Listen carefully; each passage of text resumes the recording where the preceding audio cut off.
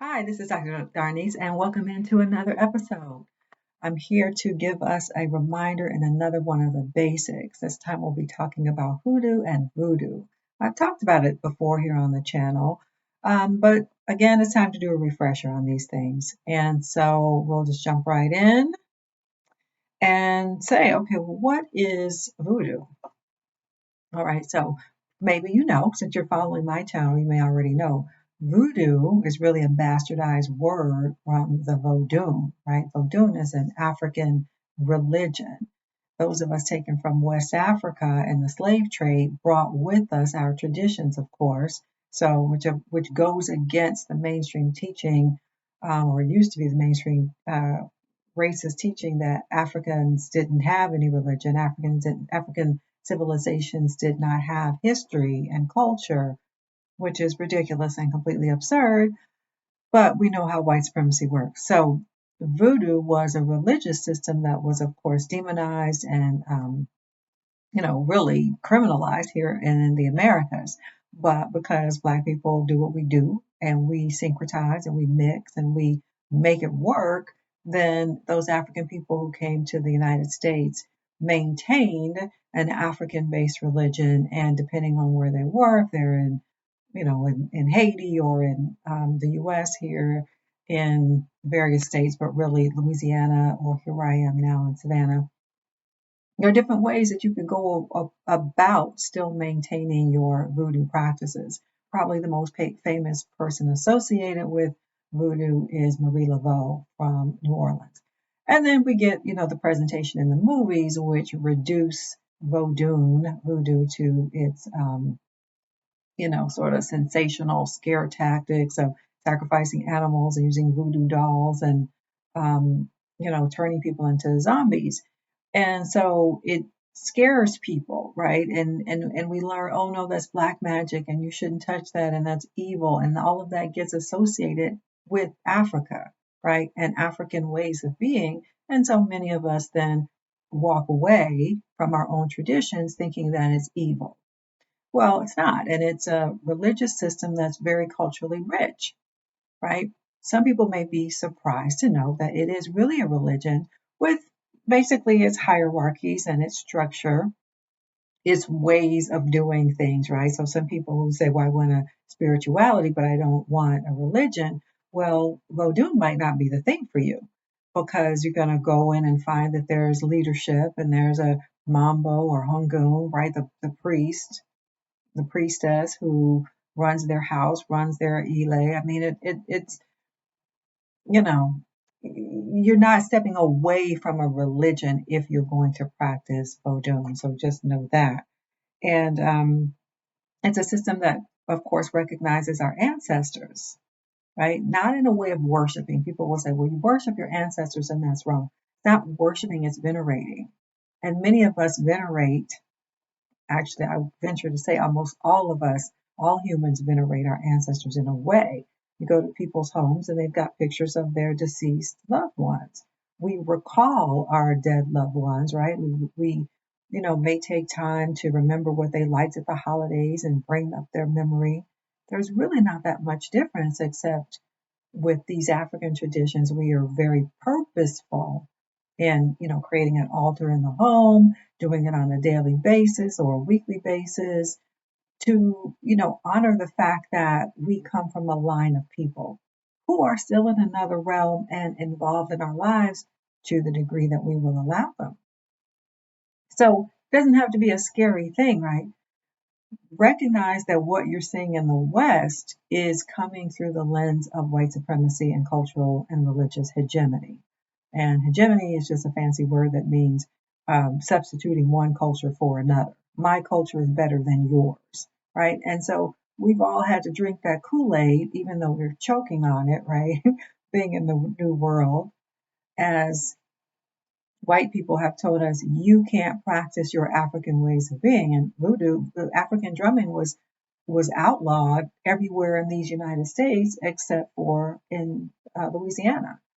So we get Marie Laveau, these stories about her and being at Congo Square and how African people could go there and drum, right? Well, that's the only place in the United States because white people understood there's a power in that drumming, and we think they're communicating with each other, and so we're going to outlaw that, right? So, anyway, to come back to it, well, what else do I want to say about voodoo? It is just no, it's a religion. It's got its structure. If you want to be a part of the structure, it requires initiation. It requires, that you immerse yourself in a certain kind of way of living, right? People have to change their diets, they cut their hair, they really change the way they're living, and they reintegrate into an African worldview as much as possible, though we live here. So, and in addition to the ancestor veneration, there's also the worship of deities, so the Loa in the Vodun system. And, you hear about these different gods, and if you watch that movie, not a movie, it was a TV show called American Gods, I guess it was, right? And they kind of integrated a little bit of Vodun in there, but again, in a way to kind of scare people, right? To reinforce these negative stereotypes. But there is a whole pantheon of African deities. And so, you know, keep in mind that those deities exist for our guidance and for our protection. They sort of take us under their wing, and we are in relationship with them. So that means that there's a certain level of responsibility, right? When you have a relationship with the deity, you honor them as well.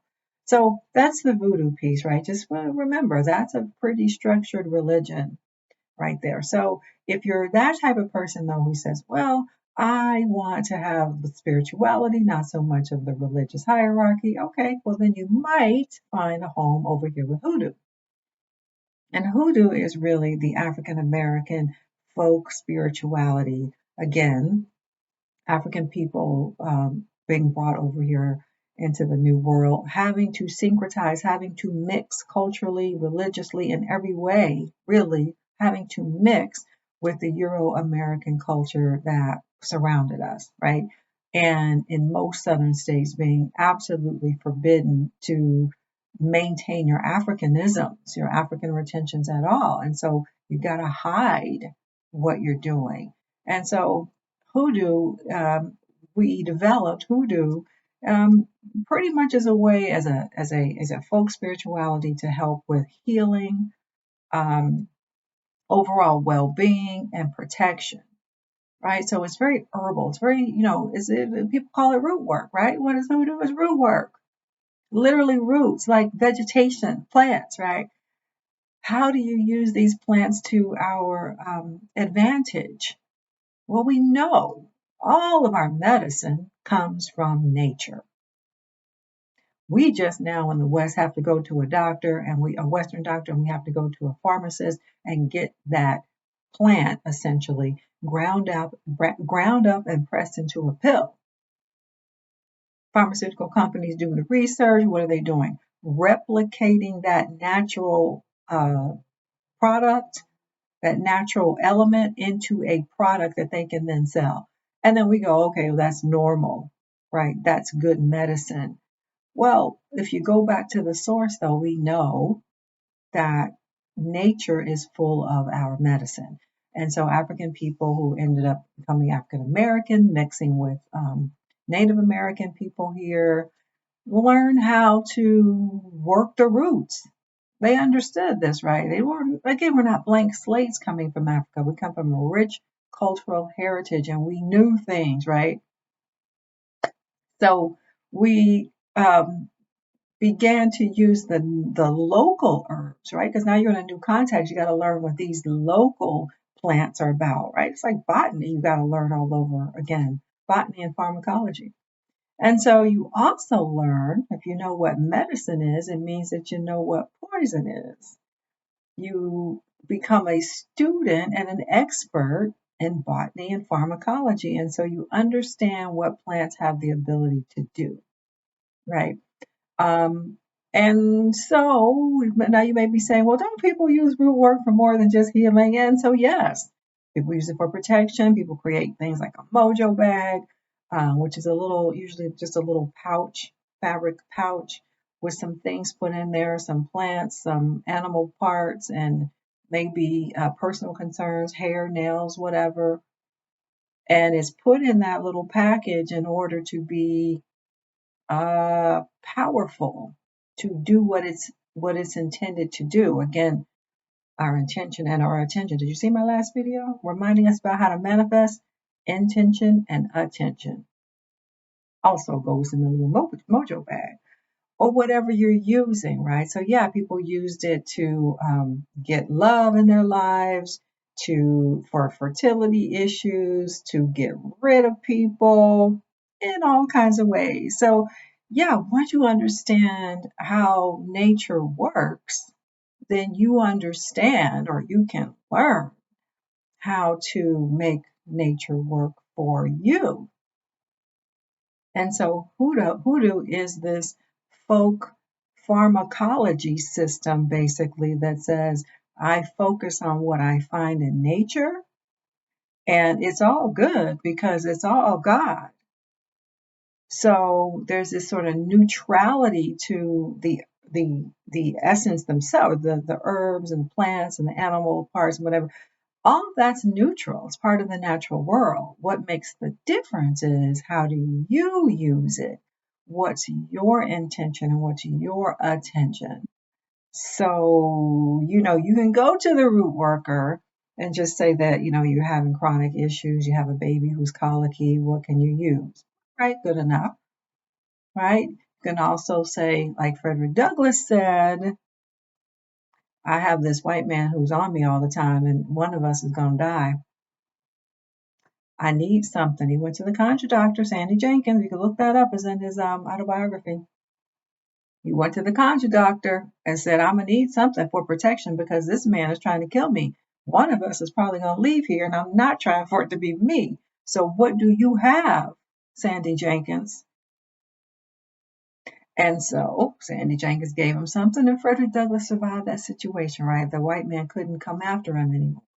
So say what you will about folk magic. What is that exactly? Well, let's just say there's an element of the unknown, but we, once again, are the co-creators of our own reality. And when we set our intention and we set our attention, then we have more power than we ordinarily realize, right? So the use of things, especially natural things, and calling upon, the non-physical is very powerful. So anyway, I just wanted to give us that sort of reminder of what the difference is. If you happen to be a person who's more of the spiritual but not religious component, well, then go with the hoodoo. If you are a person who says, no, I feel like I want to be in community with other people, and I don't mind, the church sort of setting, right? That very specific kind of gathering. You don't mind that. You like it. The fellowship is the word I'm looking for. The fellowship. Then you can look for a community of people who are practicing Voodoo. Look for the priest, look for the priestess, look for those places in the botanicas in your city, wherever you live. Where are they selling the herbs? Where are they selling the crystals? Where are the Black people going to buy their stuff? That'll lead you along a path, right? And don't be dismayed if you find people saying, "Oh, well, that's witchcraft." It is a spiritual path that reminds us of our own power. What Western religions tend to do is to take power away from us and put it outside in a God in the sky or in an institutional body. So you have to go to the church, you have to go to the minister or the priest. It removes power from you to the institution. So I want to think on that. Who stands to gain by us having less personal power?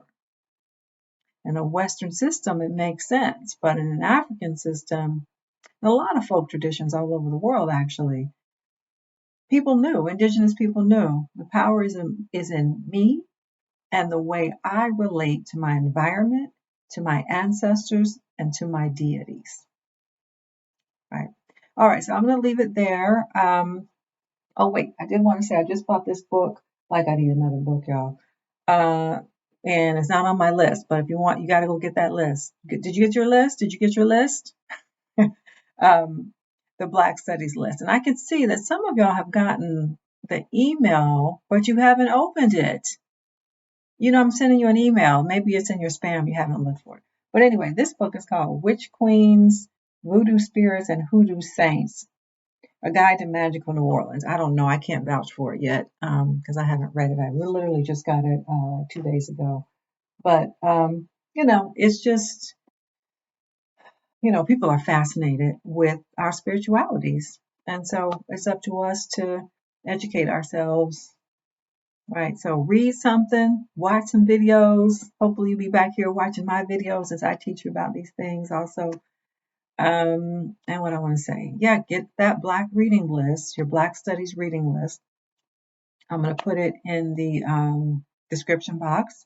I'm also, as I said on the last video, thinking about putting together a Patreon membership group for people who want to do group study with me. So, these kind of practices will also be part of that group. So, again, you can put long haul in the comments and Patreon in the comments, all that kind of good stuff. All right, bye for now.